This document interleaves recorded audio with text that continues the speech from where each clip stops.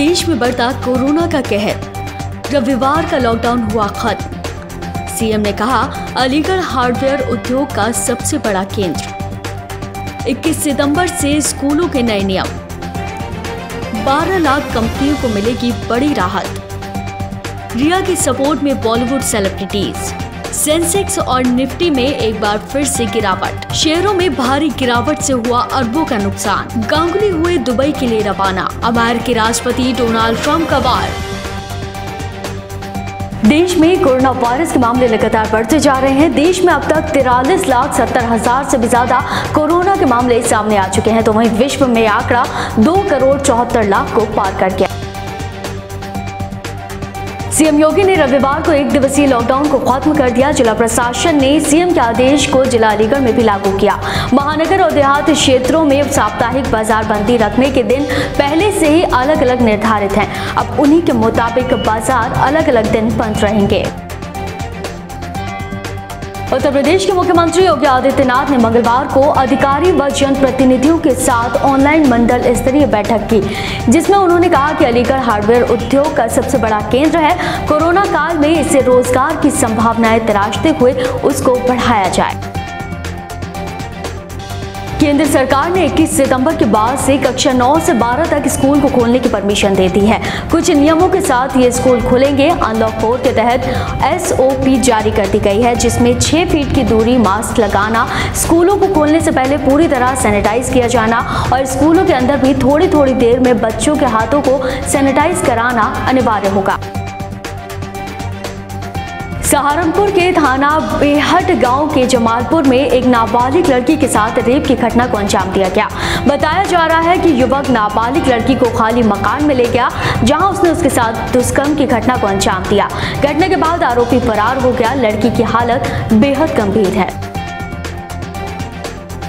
उत्तर प्रदेश के फिरोजाबाद में एक नया मामला सामने आया है। गांव के ही रहने वाला एक युवक लड़की के साथ अक्सर छेड़छाड़ करता था। मनचलों की छेड़छाड़ से परेशान होकर लड़की ने 4 दिन पूर्व फांसी लगाकर आत्महत्या करने का प्रयास किया था, जिसके बाद इलाज के दौरान इस लड़की की मौत हो गई।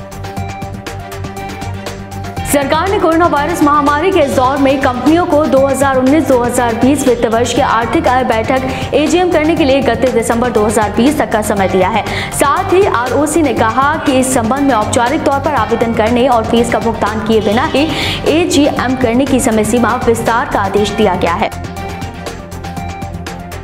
प्रधानमंत्री आवास योजना के तहत सरकार लोगों को काफी सस्ते दामों में घर बनाकर दे रही है। इसके लिए बुकिंग भी शुरू हो चुकी है। लोग मात्र 3.5 लाख रुपए में इस स्कीम का फायदा उठाकर अपना घर करा सकते हैं। नाम इच्छुक लोग 15 अक्टूबर तक इसके लिए ऑनलाइन आवेदन कर सकते हैं। अपनी बात पर टिकी रहने वाली कंगना आज मुंबई की सरजमी पर पहुंच चुकी हैं। आपको बता दें कि कोरोना टेस्ट के नेगेटिव आने के बाद मनाली से मुंबई के लिए कोई फ्लाइट ना होने की वजह से उन्होंने चंडीगढ़ से फ्लाइट पकड़ी थी।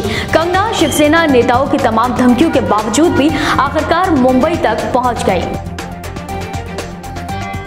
बॉलीवुड एक्ट्रेस कंगना रनौत और BMC के बीच की तकरार खत्म होने का नाम नहीं ले रही। BMC ने कंगना के दफ्तर पर बुलडोजर चला दिया। अवैध निर्माण का आरोप लगाकर कंगना के दफ्तर के आगे के हिस्से पर बुलडोजर चलाया गया। इसके साथ ही BMC का कहना है कि हम आपराधिक कार्रवाई भी कर सकते हैं। सुशांत केस में जहां एक तरफ शोभित चक्रवर्ती को पहले ही गिरफ्तार कर लिया गया था, तो वहीं मंगलवार को रिया को भी NCB ने गिरफ्तार कर लिया। लेकिन रिया की मुश्किलें तब ज्यादा बढ़ गई जब कोर्ट ने उनकी जमानत याचिका को भी रद्द कर दिया। ऐसे में रिया को अब 14 दिन तक जेल में ही रहना होगा। रिया की गिरफ्तारी के बाद बॉलीवुड के कई लोग रिया का साथ दे रहे हैं। वहीं डायरेक्टर निखिल त्रिवेदी ने रिया के लिए कई सारे ट्वीट भी किए। निखिल त्रिवेदी ने कहा कि वो रिया के साथ काम करना चाहते हैं, लेकिन मीडिया और जनता को अपना फैसला सुनाने की जरूरत नहीं। रिया चक्रवर्ती की गिरफ्तारी के बाद करीना कपूर, सोनम कपूर, विद्या बालन, फरहान अख्तर, स्वरा भास्कर, अभय देओल, अनुराग कश्यप, तापसी पन्नू जैसे बॉलीवुड के कई सेलिब्रिटीज रिया चक्रवर्ती के सपोर्ट में आ गए और उन्होंने रिया के सपोर्ट में सोशल मीडिया पर कई सारे पोस्ट भी किए। बुधवार को शुरुआती कारोबार में सेंसेक्स और निफ्टी में गिरावट दर्ज की गई। सेंसेक्स 250 अंक लुढ़ककर 38,200 अंक के स्तर पर रहा। तो वहीं बात करें निफ्टी की, तो निफ्टी 60 अंक की गिरावट के साथ 11,250 अंक के स्तर पर रहा।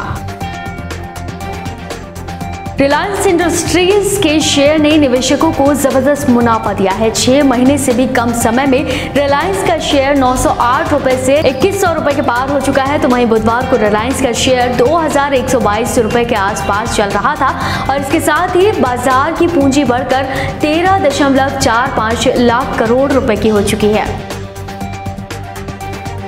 अरुणाचल प्रदेश से अगवा किए गए 5 भारतीयों को लेकर चीन ने पहले तो उसकी जानकारी देने से साफ इनकार कर दिया था, लेकिन अब उसे स्वीकार किया है कि ये लोग उसके यहाँ ही हैं। केंद्रीय मंत्री किरेन ने मंगलवार को बताया कि अगवा भारतीयों को वापस लाने की प्रक्रिया चल रही है। टेस्ला के फाउंडर और सीईओ एलन मस्क की निजी संपत्ति मंगलवार को महज 6 घंटे में 16 अरब डॉलर घट गई। कंपनी की भारी शेयर मार्केट में गिरावट आने के बाद मस्क को यह झटका लगा। ये कंपनी के शेयरों में एक दिन में सबसे बड़ी गिरावट है। इसके साथ ही मस्क दुनिया के सबसे अमीरों की सूची में भी फिसल गए। बीसीसीआई अध्यक्ष सौरव गांगुली 19 सितंबर से शुरू होने वाले आईपीएल की तैयारियों का जायजा लेने बुधवार को दुबई के लिए रवाना हुए। आपको बता दें कि T20 यूएई में कराया जा रहा है। टूर्नामेंट की शुरुआती मैच मुंबई इंडियंस और चेन्नई सुपर किंग्स के बीच होगा। ट्रंप ने इस बार अपने विरोधी जो बिडेन के साथ ही भारत, चीन और रूस को भी घेरा है। ट्रंप ने कहा कि बिडेन सत्ता में आने के बाद क्लाइमेट चेंज पर हुए पेरिस एग्रीमेंट को वापस लेने की बात करते हैं। अगर ऐसा होता है तो अमेरिका के मिडिल क्लास के लिए झटका होगा और साथ ही भारत, रूस और चीन जैसे देशों को फ्री पास मिलेगा। राष्ट्रपति ट्रंप ने कमला हैरिस पर हमला बोलते हुए कहा कि वो अमेरिका की पहली महिला राष्ट्रपति नहीं बन सकेंगी। इसमें अगर ऐसा हुआ तो हमारे देश का अपमान होगा। हालांकि कमला हैरिस उपराष्ट्रपति पद की उम्मीदवार हैं। तो फिलहाल के लिए इतना ही। ऐसे और जानकारी के लिए अपने चैनल को सब्सक्राइब और साथ ही बेल आइकन प्रेस करना ना भूलें ताकि हर अपडेट आप तक पहुंच पाए।